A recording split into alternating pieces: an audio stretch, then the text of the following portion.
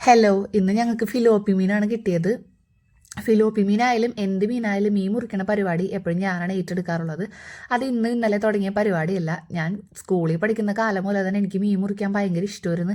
അപ്പം ഞാൻ മീൻ മുറിക്കുന്ന സ്ഥലത്തേക്ക് ഇങ്ങനെ നോക്കിയിരിക്കുമായിരുന്നു. അപ്പം ഞങ്ങളുടെ അവിടെ എന്ന് വെച്ചിട്ടുണ്ടെങ്കിൽ പുറത്തൊരു പല ഇട്ടിട്ട് പലയുടെ മുകളിൽ ഇരുന്നിട്ടൊക്കെയാണ് മീൻ നന്നാക്കാറുള്ളത്. അടുക്കളയിലൊന്നുമല്ല മീൻ നന്നാക്കാറുള്ളത്.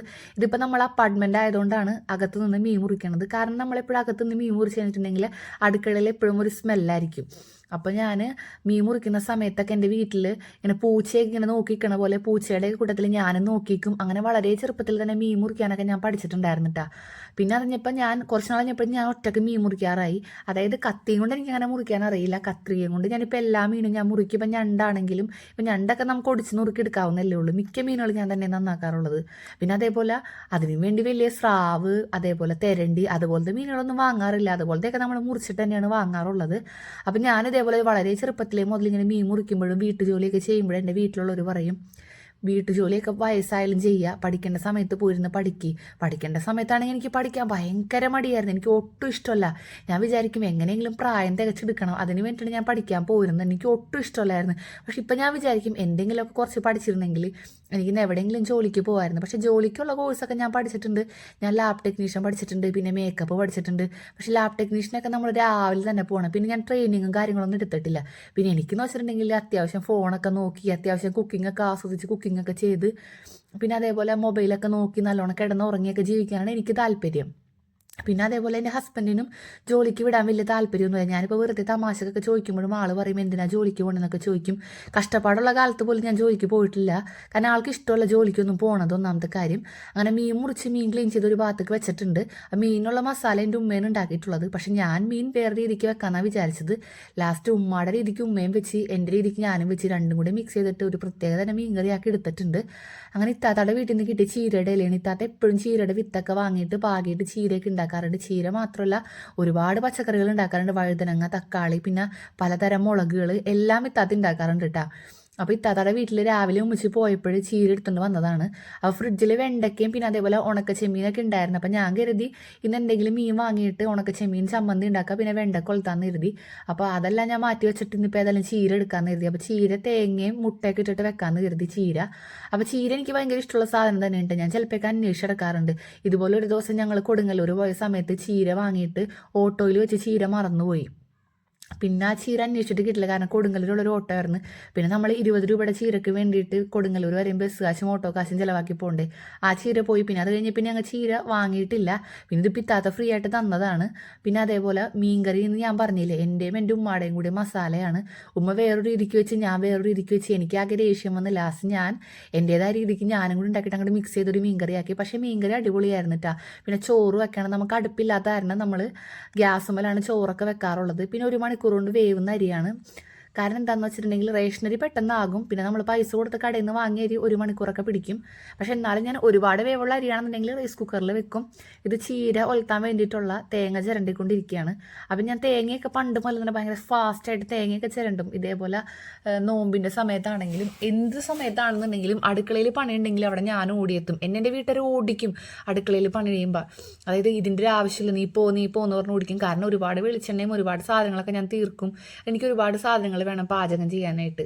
അങ്ങനെ ഞാൻ തേങ്ങയൊക്കെ ചിരണ്ടി കഴിഞ്ഞ് ഇനിയിപ്പോൾ അടുത്ത പരിപാടി കറികൾ പെട്ടെന്ന് തന്നെ സെറ്റാക്കണം. അടുക്കള ഭയങ്കരമായിട്ട് അലങ്കോലമായി കിടക്കുകയാണ്.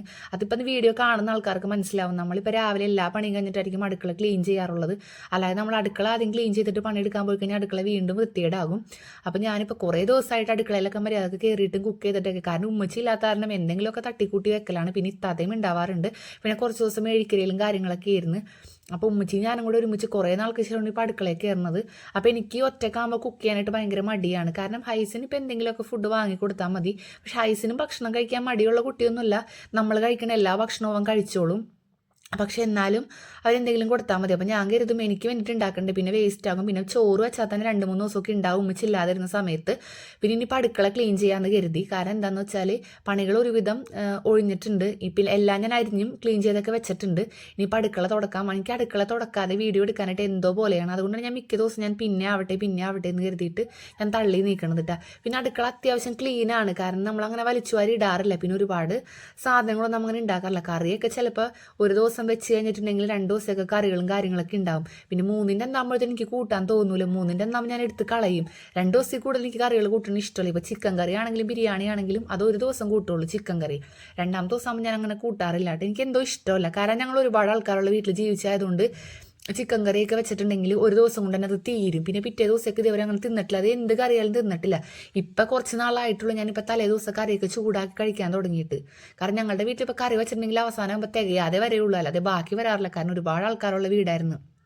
അപ്പോൾ അതുകൊണ്ട് തലേ ദിവസം അങ്ങനെ ചൂടാക്കി കഴിച്ച ശീലം എനിക്കില്ല കേട്ടോ. പിന്നെ അടുക്കള ഒന്നും കൂടെ ക്ലീൻ ചെയ്യാനുണ്ട്. അപ്പം ഞാൻ കരുതി ഇനി ഒരു ദിവസം ആവട്ടെ എന്ന് കരുതി. കാരണം ഒരുപാട് ദിവസം ഒരുപാട് സ്ഥലത്തൊക്കെ പോകാനുണ്ടായിരുന്നു. ഓട്ടവും കാര്യങ്ങളൊക്കെയാണ്. അവിടെ ഭയങ്കര മേലുവേദനയും കാര്യങ്ങളൊക്കെയാണ്. പിന്നെ ഇന്നലെ ഞാൻ പെരടിച്ചു വാരി തുടച്ചിട്ടുണ്ടായിരുന്നു.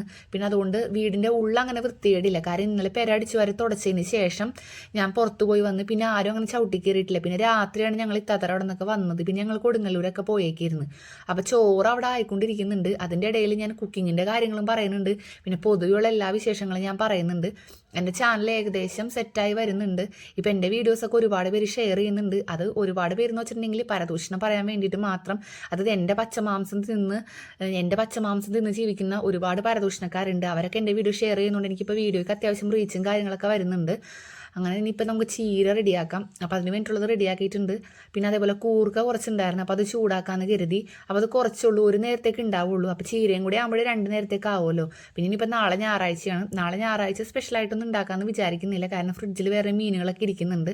അപ്പോൾ ഞാൻ കടുക് പൊട്ടിക്കാൻ വേണ്ടിയിട്ട് മറന്നുപോയി. വേപ്പില പിന്നെ ഇവിടെ ഇല്ല, എന്നാൽ ഞാൻ കടുക് പൊട്ടിക്കാറുണ്ട്. കടുക് പൊട്ടിക്കാതെ മൂപ്പിച്ചിട്ട് എനിക്ക് കണ്ടിട്ടൊരു സുഖം തോന്നുന്നില്ല.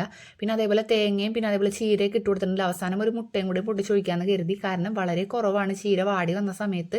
ഞാൻ ആ ഒരു മുട്ടയും കൂടി പൊട്ടിച്ചൊഴിച്ചിട്ടുണ്ട്. ഞാൻ അടുക്കളയൊക്കെ ഏകദേശം ക്ലീൻ ആയിട്ടുണ്ട്. നമ്മുടെ പണികളൊക്കെ ഒരുവിധം കഴിഞ്ഞിട്ടുണ്ട്. മീൻകറിയും കൂർക്കൊലത്തും പിന്നെ അതേപോലെ ചീരയും റെഡി ആയിട്ടുണ്ട്. ഇതാണ് എൻ്റെ മോന് മിക്ക വീഡിയോസിലൊക്കെ കണ്ടിട്ടുണ്ടാവും. പക്ഷെ പിള്ളേരെ അങ്ങനെ കാണിച്ചു വെച്ചിട്ടുണ്ടെങ്കിൽ വീഡിയോന് റീച്ച് കുറയും. എൻ്റെ ഹസ്ബൻഡിൻ്റെ മോച്ചായും എൻ്റെ സ്വഭാവമാണ് ഞങ്ങളുടെ മോന് കിട്ടിയിട്ടുള്ളത്. അപ്പോൾ ഇന്ന് ഞങ്ങളുടെ ഉച്ചക്കലത്തെ ഫുഡ് എന്ന് പറയാനായിട്ട് ഇതാണ്. നല്ല ടേസ്റ്റുള്ള ഫുഡാണ്. ഒരുപാട് ദിവസമായി ഇതേപോലത്തെ ഫുഡുകളൊക്കെ കഴിച്ചിട്ട്. അതായത് ഇപ്പോൾ കുറച്ച് ദിവസമായിട്ട് പുറത്തു പോകും കാര്യങ്ങളൊക്കെ ആയതുകൊണ്ട് പുറത്തുനിന്നൊക്കെയാണ് ഫുഡൊക്കെ കഴിച്ചിരുന്നത്. അപ്പോൾ നല്ല നാടൻ ഊണ് കഴിച്ചിട്ട് കുറേ നാളായിട്ടുണ്ടായിരുന്നു. ബിരിയാണി നമുക്ക് പൈസ കൊടുത്താൽ കിട്ടും. പക്ഷേ നാടൻ ഊണ് കഴിക്കണമെങ്കിൽ എപ്പോഴും നമുക്ക് നമ്മുടെ വീട്ടിൽ തന്നെ വരണം.